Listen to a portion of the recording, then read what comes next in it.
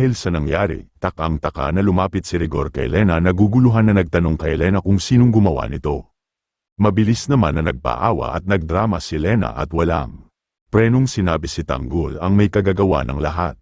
Sinong gumawa nito sa'yo? Si Tanggol, inakyat ako sa bahay tapos binugbog ako, tinulak ako ni Tanggol, samantalang si Tanggol malungkot at labis na nagdaramdam sa kanyang ina dahil iniisip niya na ganun pa rin ang tingin kanya. Napakababa pagkatao niya, tinatama ko mga mali ko, pero bakit hanggang ngayon mababa pa rin ang tingin nila sa akin, lalong-lalo si nanay, dinepensahan naman ni Santino na hindi totoo ang sinasabi ni Lena bagkos si Tanggol pa ang nasaktan. Hindi po totoo yan, Bakaling, nakita mo yung pinalaki mong demonyo, ang totoo nga niya nay, sinampan niya si kuya kaya naman, galit na galit si Aling Marites kay Lena, ay gaganti niya na sana si Tanggol, pero hamarang si Rigor nagbanta ito kay Aling Marites. Ano pinagbuhatan?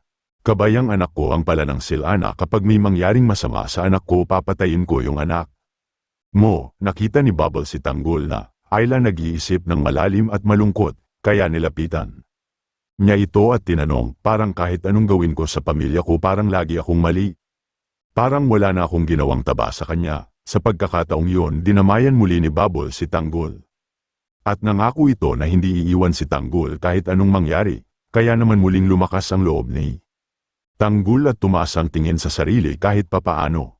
Ano Tanggol, nandito pa rin ako kasi nakikita ko kung gaano kabuti ang puso, talagang mabless mabuti pa dahil may nakikita kang kabutihan sa akin, sa ako, nandito lang ako.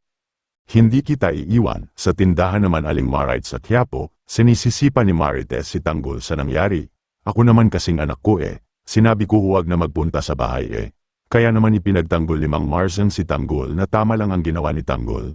Dahil ang dapat talagang sisihin ay si Mang Rigor. Siya ang nagdala ng malaking problema at hindi si Tanggol. Siyempre anak yan, paprotektahan kanya. Kung meron dapat sisihin yan, walang iba kundi Rigor. Kaya posibleng ito ang maging simula para ipahanap nga ni Ramon si Tanggol dahil ngayon ay harap-harapan niya lang nakilala ang tumangay kay Makang. Ikaw ang sa tingin mo magpapatuloy kaya si Bubbles makapagiganti kay Pablo at ano ang gagawin ni Tanggol matulungan si Bubbles, kaya comment down below na yan, kaya abang ng iba pang magaganap sa PJ's Letter Batang Quiapo. Maraming salamat po sa inyo pagsubaybay sa Batang Quiapo. Salamat po. God bless all.